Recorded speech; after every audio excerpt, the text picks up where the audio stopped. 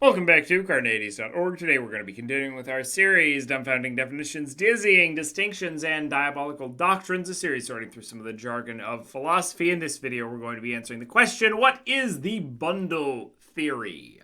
Note that this is the bundle theory, not to be confused with the bundle theory of self.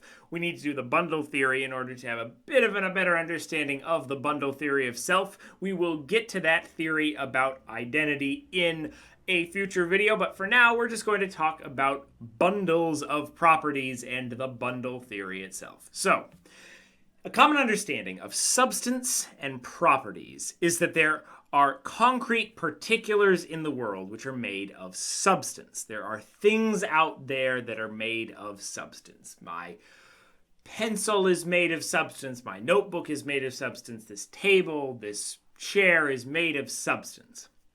That substance gets its form, and all of that substance is the same thing. It could be a physical substance, it might be a mental substance, whatever it is. And that substance gets its form, its shape, and all of its other qualities by instantiating various abstract universal properties. So my pencil might instantiate the property of yellow and somewhat cylindrical, while a chair might instantiate the property of brown and shaped like a chair. Those properties are universal. So the brownness of my chair is an instantiation of some universal brownness that can be instantiated by other things. And there are a range of theories which change some element of this formula, such as making properties particulars that aren't just something that's universal and instantiated by things, but are actually particulars that stick on to particular things, changing exactly what the substance is, whether or not it is something that is concrete or abstract, and so on and so forth. There's a wide range of different ways that we can change this general formula for how things work. And one of them is the bundle theory, because the bundle theory, on the other hand, claims that there is no underlying substance, just a bundle of properties. And these properties are the only thing that there is. So my chair isn't a substance that happens to have the properties of brownness and chairness and being made of woodness and being made of metalness. It is actually just those properties, not an underlying substance at all. This might arise from a concern of what would such an underlying substance be like, since it couldn't have any properties itself at all. So there is no underlying substance of an apple according to the bundle theory. It's just redness, sweetness, roundness, fruitiness, juiciness, crunchiness, and all the other properties of an apple wrapped up into a bundle. You throw all those properties together and you have an apple. There's no deep underlying substance. Now, within bundle theories, we have a few distinctions that can be made, and there are two dimensions to these theories.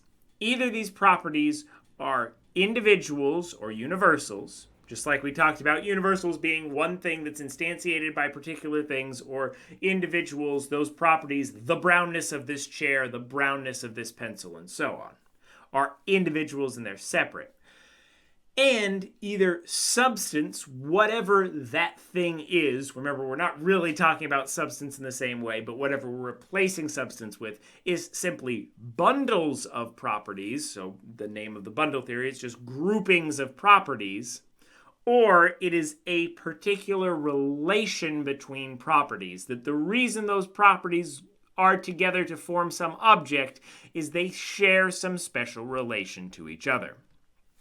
So these two dimensions give us a bit of a table of four different kinds of bundle theories. So we can have properties conceived of as universals and properties conceived of as particulars, and we can have our bundles conceived of as relations or just as bundles.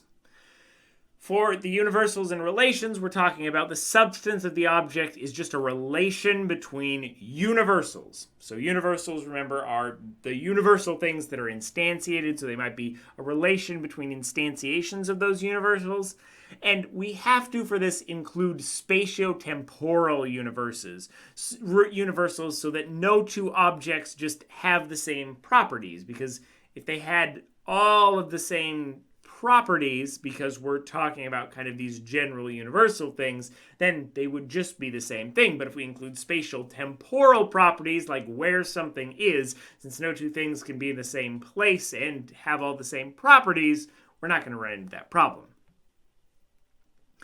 When we're talking about properties as universals and bundles, we're talking about the substance of an object is a bundle of universals, once again including spatio-temporal universals, because we're talking about things as universals. We're talking about an instantiation of brown, not a separate thing that is the brownness of my chair. These are saying that it's not a relation between these things, it's just the fact that all the properties are right there that makes an object. They're together, and so they're a bundle. There's not some special logical relation that holds them together. We can also talk about properties of particulars in both of these ways. That means the substance of an object is the relation between particulars.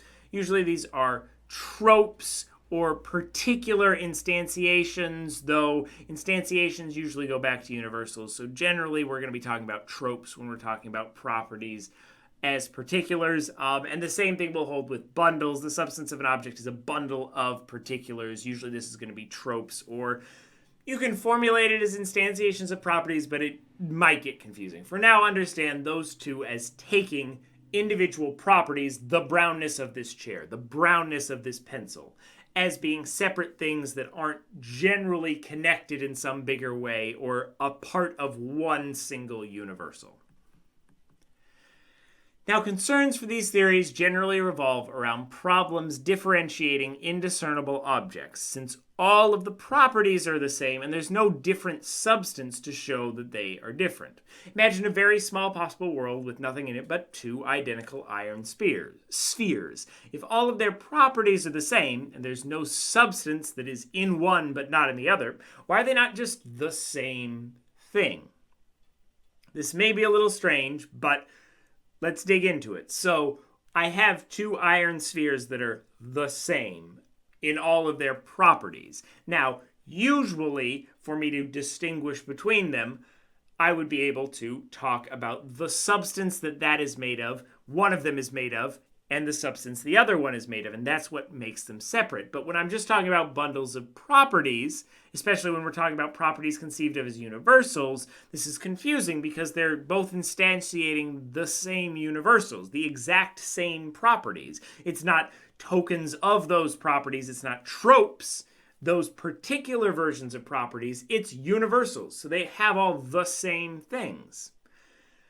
If we include spatio-temporal properties, sometimes we can get out of this. You can also talk about things like hexaides, which is a subject for another video, to get out of this problem. But you need some way to explain why those two iron spheres are different things. Other problems for bundle theories arise from their conceptions as particulars. Here it's difficult to separate your individual particulars out.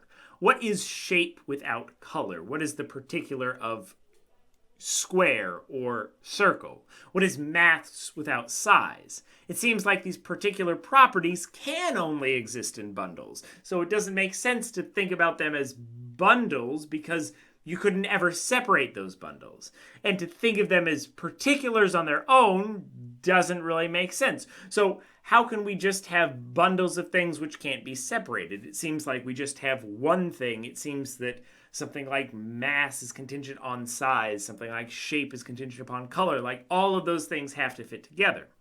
Perhaps one way of getting out of this is that properties are not in bundles, but just instantiations of one master property, which includes all others: size, color, shape, taste, sound, etc. It's not a bundle of properties, but rather just one property that is just there. And that one property is whatever you're looking at. It's a trope or instantiation of that master property that includes everything else. What do you think? Is there an underlying substance that properties adhere to or are instantiated by, or are there just properties? If so, what kinds of bundles are those properties in? Are they in relations? Do you think of properties as universals or particulars?